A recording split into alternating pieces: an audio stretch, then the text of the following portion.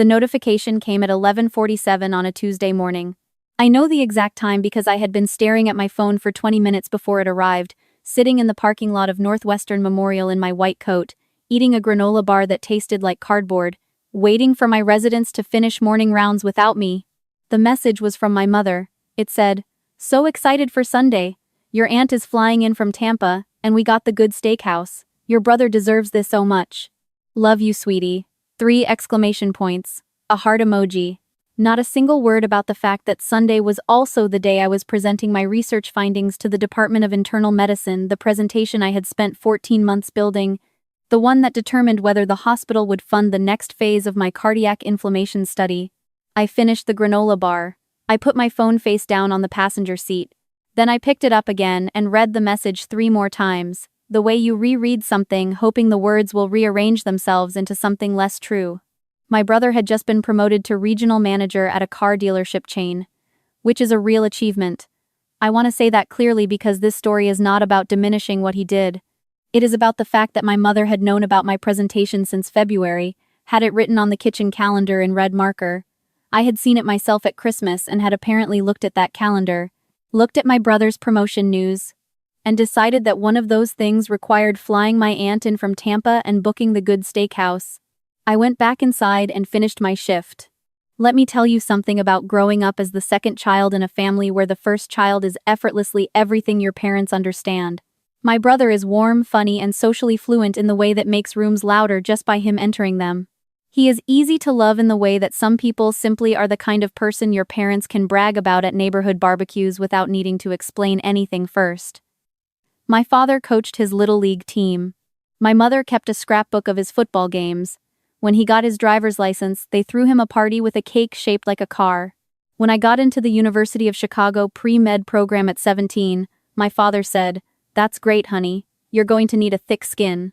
My mother said she hoped I wouldn't work so hard that I forgot to enjoy being young. I am not telling you this so you will feel sorry for me. I am telling you this so you understand the texture of the thing I had been living inside for 29 years before that Tuesday in the parking lot. I matched into internal medicine at Northwestern at 26. I completed my residency. I joined the faculty research program at 29 and began a study on inflammatory biomarkers in early-onset cardiac disease, specifically looking at why certain markers that appear in patients under 40 were being systematically underweighted in standard diagnostic protocols. It was the kind of work that does not make sense in a sentence at a dinner table. It does not translate to a scrapbook. You cannot put a biomarker study on a cake shaped like a car. My mother tried, in her way. She told people at church that I was a heart doctor. I am not a cardiologist. I am an internist and clinical researcher. But I had stopped correcting her around year 3 of residency, around the same time I stopped expecting her to remember the name of my study, or the name of my department chair, or the name of the hospital where I had worked for 4 years. She remembered my brother's district manager's name. She remembered the name of every dealership in his region.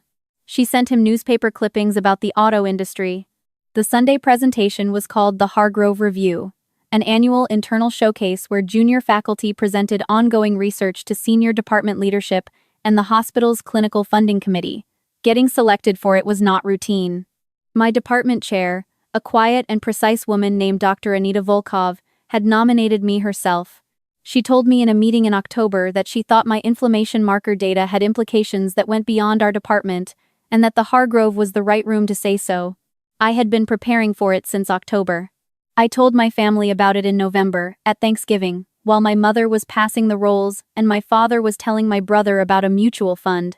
I said I had been selected for a major research presentation at the hospital in April. My mother said, "Oh, that's wonderful." My brother said, "Nice." My father nodded in the direction of the mutual fund. The rolls went around. I put one on my plate and did not say anything else about it.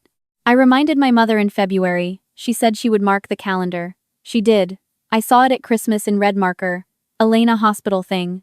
I stood at that calendar for a moment before going back to help with the dishes. So, when her message arrived that Tuesday in April with 3 exclamation points about the good steakhouse, I was not shocked. I want to be precise about that, because the shocked version of this story would be easier and also false. What I felt was something more like a completed circuit. The particular clarity of a thing you have always known but have been too polite to fully acknowledge. I drove home that evening and sat at my kitchen table and drafted and deleted 4 different text messages to my mother. They ranged from detailed to one sentence. I deleted all of them. I went to the Hargrove Review on Sunday alone. I wore the dark green blazer I had bought specifically for it. I set up my slides in a conference room with floor-to-ceiling windows overlooking Lake Michigan, and I stood at the front of the room and I presented 14 months of data to 31 people who had read the abstract in advance and showed up wanting to ask real questions. Dr. Volkov sat in the second row. She asked the best question. Afterward, she found me by the coffee station and said, "That's the work, Elena. That's exactly the work." I drove home in the blazer and ordered Thai food and sat on my couch and did not cry, which surprised me a little. I had expected to cry. Instead, I felt something quieter and more durable, the way a bone feels after it has healed slightly wrong, still functional, differently shaped. I opened my phone. My mother had sent a photo from the steakhouse. My brother in a tie, grinning, my father's arm around his shoulders, my aunt holding up a glass. Everyone bright-eyed and present. Underneath the photo my mother had written, "Miss you, wish you could have been here." I looked at the photo for a long time, then I put my phone down and ate my pad thai. The next morning I did something I had been circling for almost 2 years. I accepted a position. Dr. James Okafor at the Callaway Institute for Cardiovascular Research in Houston had been reaching out since the previous spring, quietly and persistently, about a joint research position. The institute was a private nonprofit attached to Baylor College of Medicine, funded primarily by a federal NIH grant and 3 major hospital systems. The position was lead clinical researcher on a longitudinal study examining early diagnostic gaps in cardiac inflammatory disease in patients under 50, essentially a larger, better resourced continuation of everything I had been building at Northwestern. It was, professionally speaking, exactly the thing my work had been pointing toward for 3 years. I had been hesitating because Houston meant leaving Chicago, leaving the city where my parents lived 40 minutes north in Evanston. Leaving the ambient, persistent belief that someday my family would understand what I was doing and why it mattered. I emailed Dr. Okafor from my kitchen table, still in yesterday's blazer, with a half-empty container of leftover pad thai on the counter. I told him I was ready to talk seriously. 2 phone calls later, I had a start date. I need to explain why I told them. I have read enough comments on enough stories like mine to know that this is the part that confuses people, and I want to be honest about it rather than skip past it. I told my family about the move and the new position not because I needed their approval or expected their reaction to be warm. I told them because I had spent 29 years quietly lowering my own expectations, and I was done doing the thing where I disappeared from my own life without explanation, which is its own kind of self-erasure. I wanted them to know, clearly and on record, what they had been a part of choosing not to attend to. I owed that honesty to myself more than I owed their comfort to them. I sent an email. I kept it short. I said I had accepted a position in Houston with the Callaway Institute, that it was a significant professional opportunity, and that I planned to move in 8 weeks. I said that the pattern of the last several years, most recently, the decision to celebrate my brother's promotion on the same day as my Hargrove presentation, had made me need some distance to understand what I wanted our relationship to actually look like. I said I hoped we could be honest with each other.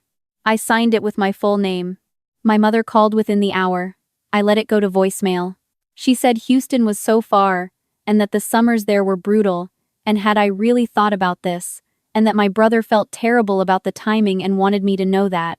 She said she hoped I wasn't doing this because of the dinner because they had really wanted to make it work, but the timing was complicated. She ended the message by asking me to call her back. My father sent a text. It said, "You always take things the wrong way. That's not a criticism, it's just something to think about." My brother texted 4 days later. It said, "Hey, Mom said you're moving? That's cool. Congrats, I guess. Sorry about the timing thing." I packed 12 boxes and a carload of medical journals and drove south over 2 days. Houston suited me in the flat, direct, slightly relentless way that cities suit you when you arrive ready to work.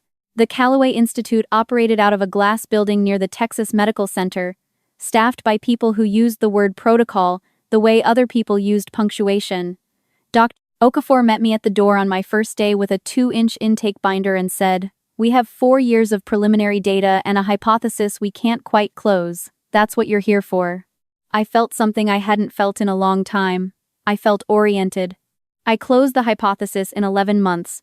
The finding was not dramatic in the way television makes science dramatic.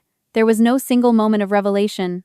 It was a pattern that emerged from cross-referencing our longitudinal patient data with a separate dataset of emergency cardiac events in the same demographic patients between 35 and 52 presenting with what had been diagnosed as non-cardiac chest pain and discharged, who then experienced a major cardiac event within 6 to 18 months.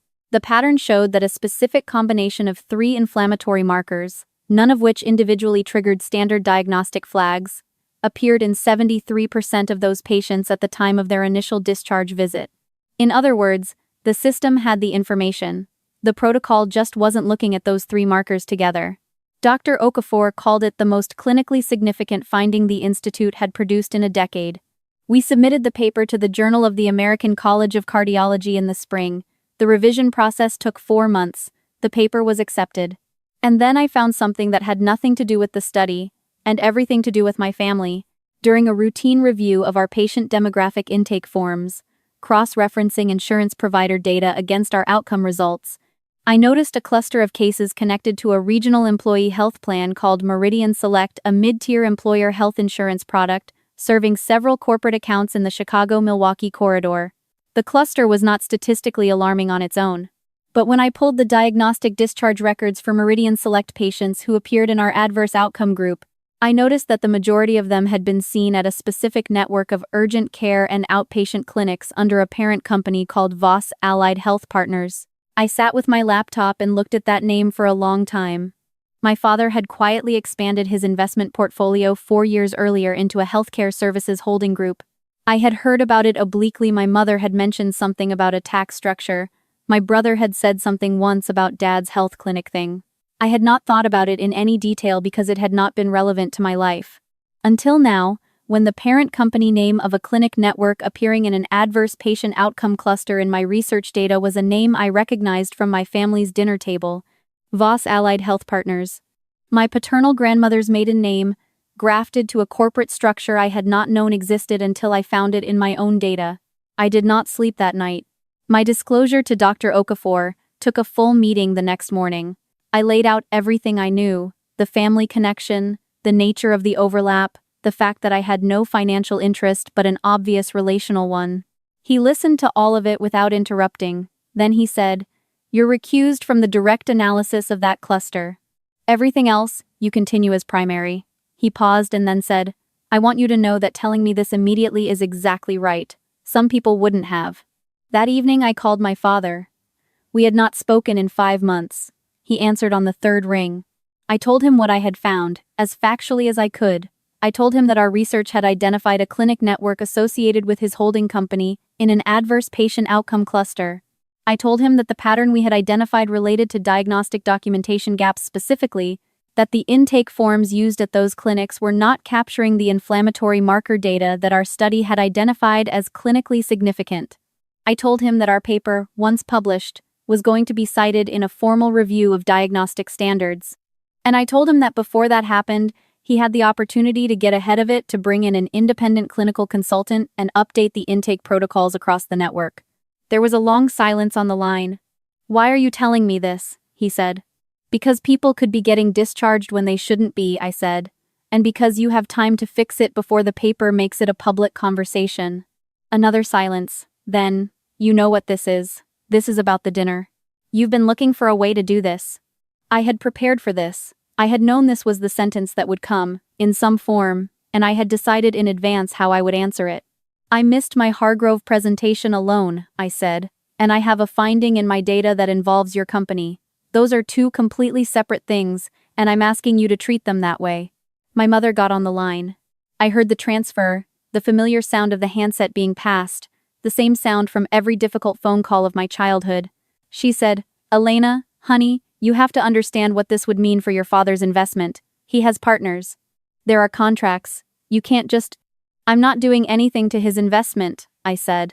"I'm telling him what our data shows and giving him the chance to respond to it professionally before anyone else does. That's it. That's the call." "You're punishing us," she said. "You've been punishing us since you left." I thought about Dr. Volkov saying, "That's the work, Elena." I thought about sitting alone at the coffee station after the Hargrove with the best question of the morning still ringing in my head, with no one to tell about it. I thought about the 73% of patients who had been sent home with information sitting in their blood work that nobody had put together. "I'm giving you time to do the right thing," I said. "I hope you use it." My father came back on the line. He said, "We didn't go to your presentation and now you want to blow up what I built. That's what I'm hearing." "What I'm hearing," I said, "is that you still think this is about the presentation. It isn't. It's about patients." My voice was level in a way that surprised me, not the levelness of suppression but the levelness of something genuinely settled. If you update the intake protocols, that's the story. If you don't, whatever happens next is the story. You get to choose. He hung up. I spent the next 2 weeks documenting everything. The timeline of my disclosure to Dr. Okafor, my recusal from the direct cluster analysis, every communication with my family. I contacted a healthcare attorney who specialized in research ethics and conflict of interest. She reviewed everything and said the disclosure trail was clean, the recusal was proper, and I had done everything correctly. She said that if the clinic network had ongoing patient safety implications and my institution proceeded with the standard reporting pathway, my documented good faith effort to alert the relevant parties first would matter. Our paper published in October. The inflammatory marker protocol findings were reported in 3 medical news outlets within the week. A formal review inquiry from the Illinois Department of Public Health into diagnostic documentation standards at outpatient urgent care networks was announced 2 months later. Voss Allied Health Partners was named in the review, along with 6 other clinic groups. I was not the person who filed the complaint. The review was triggered by a separate patient advocacy group that had been tracking urgent care discharge outcomes for 2 years. Our paper simply gave them the clinical framework they had been missing. I want to be precise about this because I have thought about it carefully, and the distinction matters to me. I did not engineer an outcome. I did my job, documented my conflicts, and told the truth. Everything that followed was a consequence of that, not a strategy. My mother sent a letter in January. Real paper, careful handwriting, the stationery she keeps in the hallway drawer with the floral print. She said the review had been stressful and that my father was dealing with a lot. She said my brother had asked her not to write, but she felt she needed to. Near the end of the letter, in slightly smaller handwriting than the rest, she wrote, "I've been thinking about your presentation, the one in April. I think we didn't understand how much it mattered. I think we have not always understood how much things matter to you." I read those 2 sentences many times. I noticed what they were and what they were not. They were an acknowledgement. They were not an apology.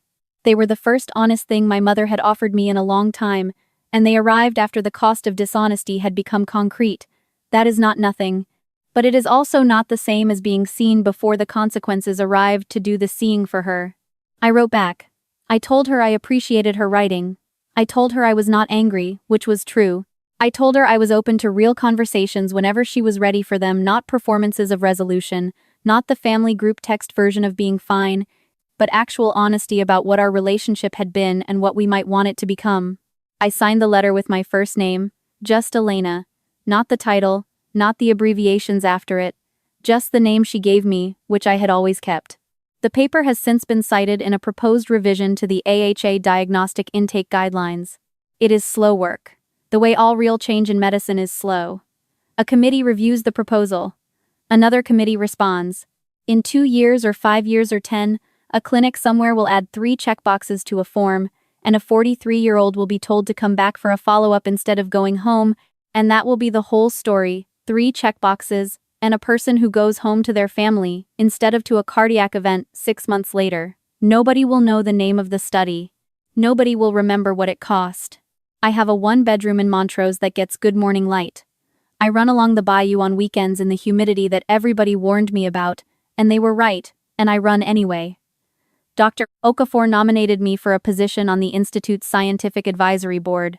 I accepted it. My mother and I exchange emails every few weeks. They are careful and getting less careful, which feels like progress. My father has not reached out. My brother sent a message in the fall that said Hope Houston is good. I think about things sometimes. I wrote back and said I did too. Both of those things were true. Here is what I know now that I could not have said out loud at 29, sitting in a parking lot reading a text about the good steakhouse. The people who love you in the easy direction when you are convenient, when your success requires no translation, when celebrating you costs them nothing, that is not the full test of love. The full test is whether they show up when showing up requires effort. When the room is unfamiliar, when the achievement doesn't fit on a cake. Some people in your life will only recognize what you've been building once the absence of it or the weight of it lands directly on them. When that happens, you will have a choice about what to do with that information. You can spend it on bitterness. You can use it as evidence to rehearse old grievances. Or you can let it be what it actually is. Data, neutral, clarifying, useful. I am a researcher.